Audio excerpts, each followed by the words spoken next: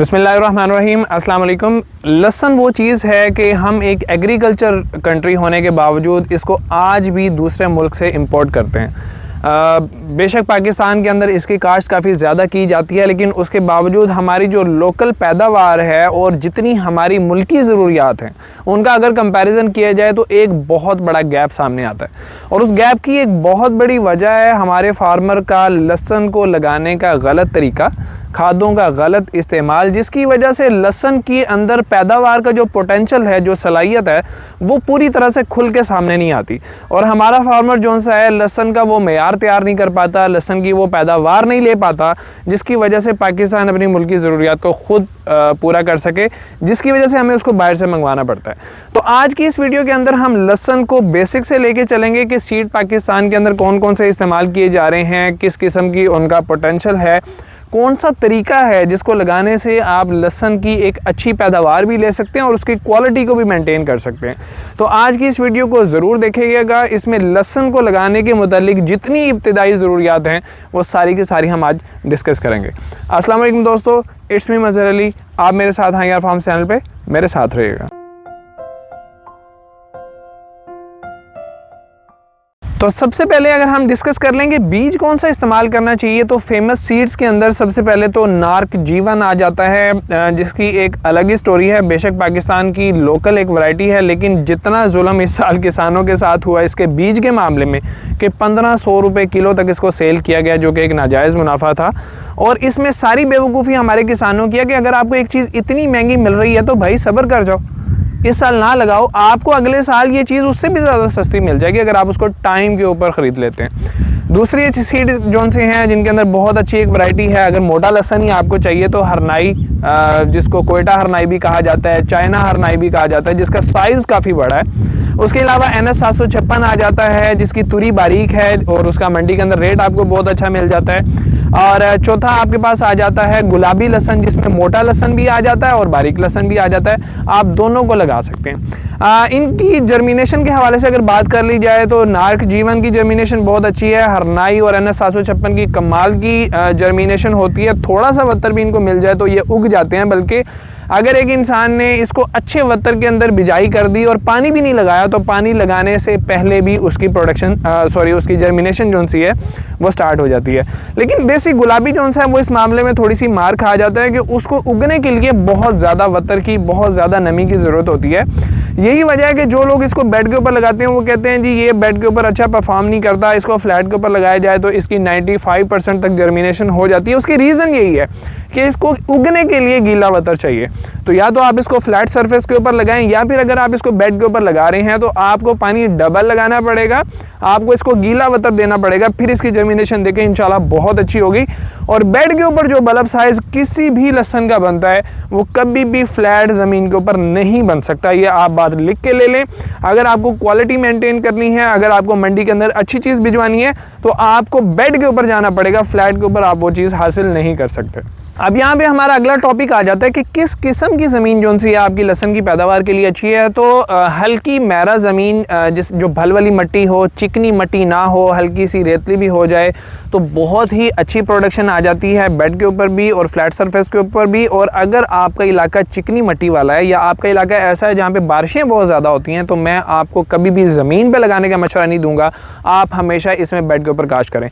यहाँ पे एक कन्फ्यूजन जो कोयटा हरनाई सीड के बारे में, जो बहुत मोटा होता है, नार्क जीवन से थोड़ा सा छोटा होता है, उसके बारे में एक कन्फ्यूजन है कि जी ये ठंडे इलाकों के अंदर बहुत अच्छी प्रोडक्शन देता है, गर्म इलाके का लहसुन नहीं है। इंतहाई गलत बात है। गर्म इलाकों के अंदर इस साल भी जहाँ जहाँ पे भी हमने लगवाया वहाँ पे बड़ी ही अच्छी जर्मिनेशन इसकी स्टार्ट हो चुकी है और इसकी पैदावार 200 मन से ऊपर चली जाती है।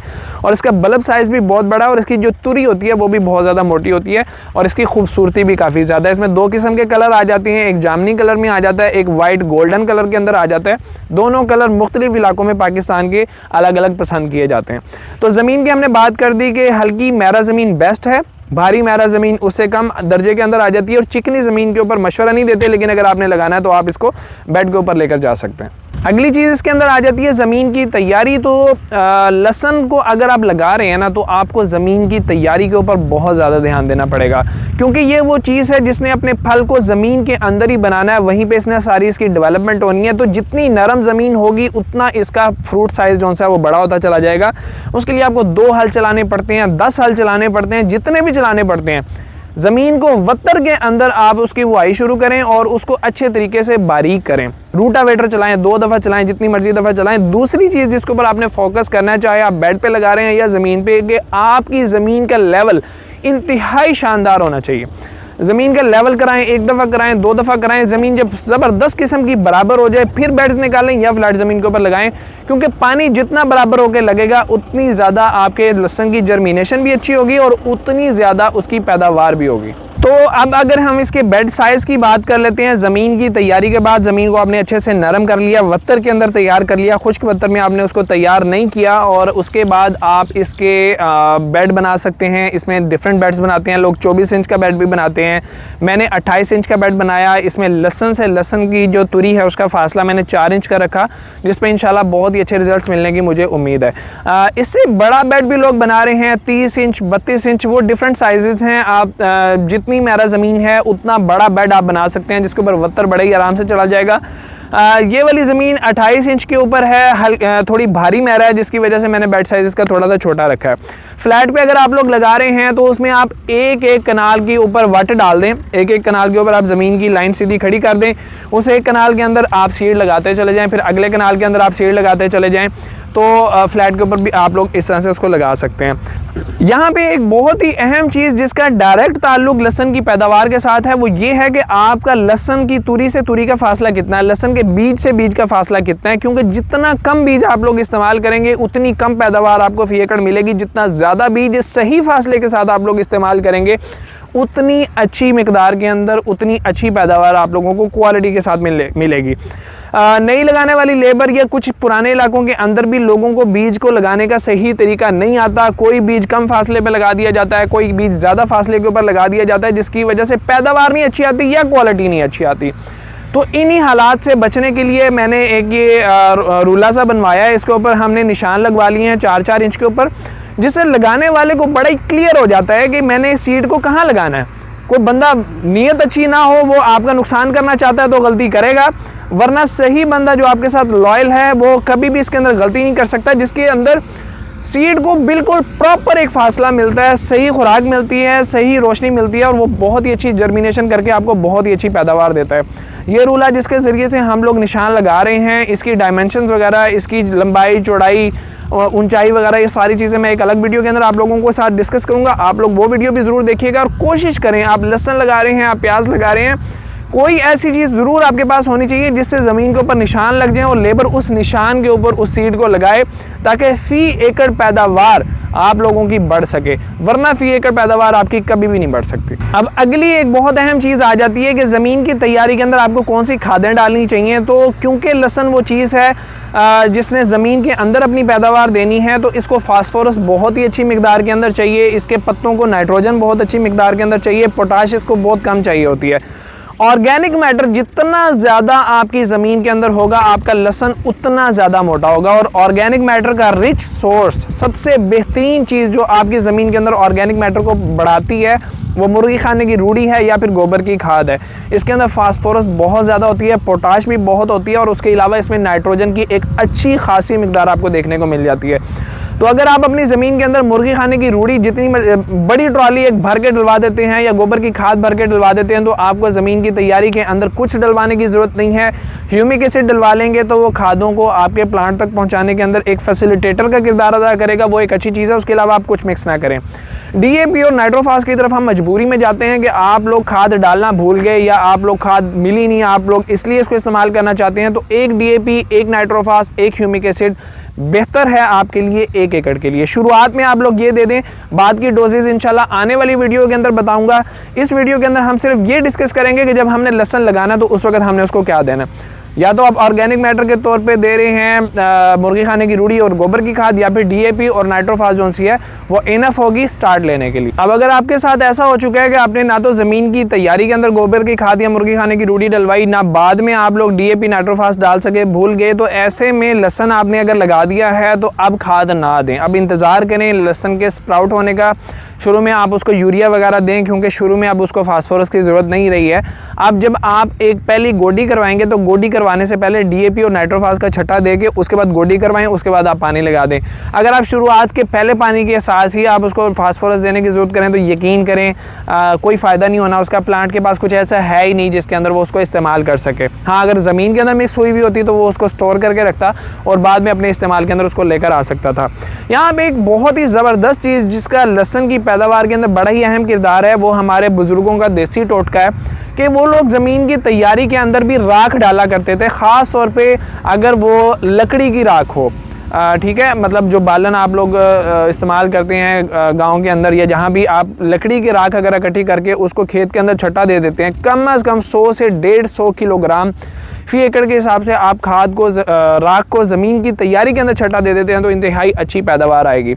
और जब आपका प्लांट तकरीबन हो जाता है 6 से 7 पत्तों का, उस वक्त अगर आप 50 किलोग्राम फी एकड़ के हिसाब से छट्टा दे देते हैं राख का, या इससे थोड़ा सा ज़्यादा रख के, तो आपकी राख जो सी है आपके प्लांट को एफिड जैसे ये तेला वगैरह जितना है, इंसेक्ट्स हैं, इनके अटैक से भी महफूज रखती है और बहुत अच्छा सोर्स है ये पोटाश का आपके लहसन को मोटा करने के अंदर, उसकी तुरी को शाइन वाली बनाने के अंदर इसका बड़ा ही अहम किरदार होता है। तो लहसन प्याज अगर आप लोग लगा रहे हैं तो उसके अंदर राख का छट्टा ज़रूर करें ज़मीन की तैयारी के अंदर। ज़मीन की तैयारी के बाद जब लहसन या प्याज उग चुका है उस वक्त भी, दोनों सूरतों के अंदर इसका बहुत ज़्यादा आपके प्लांट को फ़ायदा होगा। अब आप लोगों ने ज़मीन की तैयारी के बाद लहसन लगा दिया और उसको बराबर फासले पर भी लगा दिया। अब बात आती है कि बेड के ऊपर पानी किस तरह से चढ़ाएंगे। तो बेड के ऊपर अगर आपने पानी चढ़ा दिया तो आपका बेड के ऊपर लहसन लगाने का मकसद ही फौत हो गया, फ़ायदा ही कोई नहीं हुआ। इसलिए बेड के ऊपर पानी नहीं चढ़ाना, लेकिन उसकी नमी को पहुंचाना है। तो उसके 3 तरीके हैं। सबसे पहला तरीका तो ये है कि आप लोग एक क्यारे के अंदर पानी छोड़ते हैं, पानी जब उसके अंदर फुल हो जाता है तो अगले क्यारे के अंदर पानी छोड़ देते हैं, लेकिन थोड़ा सा पानी पहले क्यारे के अंदर दाखिल होता रहता है यहाँ तक कि उसका जो वत्तर है, उसकी जो नमी है वो ऊपर तक पहुँच जाती है। अब इसको बंद कर देते हैं, अगले क्यारे के अंदर आप ले जाते हैं। इसी तरह आप पूरे खेत के अंदर करेंगे। अगला तरीका ये होता है कि आप लोग एक दफ़ा उसके अंदर पानी छोड़ते हैं, पूरे एकड़ के अंदर एक ही दफ़ा पानी छोड़ दिया। अब पानी आहिस्ता आहिस्ता सारी खेलों के अंदर फिर रहा है, थोड़ा थोड़ा सारे खेत के अंदर फैला हुआ है, काफ़ी देर लग जाती है, फिर नमी जो सी है आहिस्ता आहिस्ता ऊपर वाले बेड को पूरी अच्छी तरह से कवर कर लेगी। लेकिन सबसे आसान, सबसे बेहतरीन तरीका ये है कि आप एक दफ़ा 4 कनाल को पानी छोड़ें, 4 कनाल के जहाँ पे बेड की नुक्कर है उससे 2 इंच रख के पानी को बंद कर दें। पानी बंद हो जाता है, आप 2 घंटे इंतज़ार करें, 3 घंटे इंतज़ार करें। जब पानी आधे से थोड़ा सा ज़्यादा जज़ब हो जाए दोबारा फिर पानी छोड़ दें और पूरी खेलों को भर के पानी लगा दें, बेड के ऊपर पानी नहीं चढ़े, तो आपका वत्तर जो सा पूरी तरह से बेड को कवर कर लेगा। और ये तरीका काफ़ी ईजी है, काफ़ी आसान है।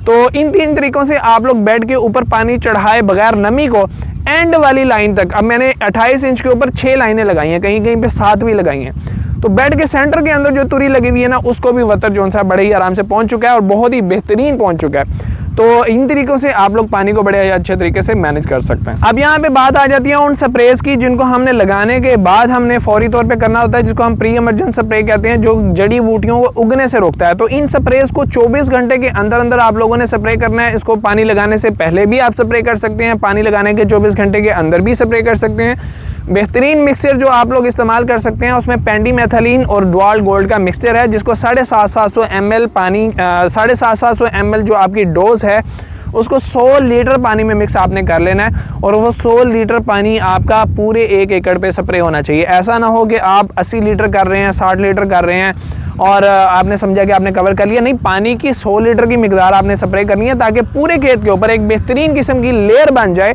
जो कि जड़ी बूटियों को उगने से रोके। उसके 30 दिन के बाद 1 लीटर पेंडीमेथलीन आप 1 एकड़ के अंदर फ्लड कर देंगे तो इंशाल्लाह अगले 1 महीने के लिए भी आपको प्रोटेक्शन मिल जाएगी। लेकिन एक बात का ख्याल रखें, लहसुन और प्याज की जितनी आप गोडी करवा लेंगे, जितना ज़मीन को नरम रखेंगे, उतनी अच्छी पैदावार होगी, इतनी अच्छी क्वालिटी आप लोगों की मेंटेन होगी। बाकी चीज़ें जितनी भी लहसन की पैदावार से मुतालिक हैं वो सारी की सारी आने वाली वीडियोज़ के अंदर आएंगी। उसके अलावा ये जो रोला साहब ने बनवाया है इसकी डायमेंशन वगैरह अगली वीडियोज़ के अंदर आएंगी, तो उसका इंतज़ार कीजिए। आपकी जो राय है इस वीडियो के बारे में वो मुझे कमेंट्स के अंदर ज़रूर बताइएगा। मज़हर अली को इजाज़त दीजिए, अल्लाह हाफ़िज़।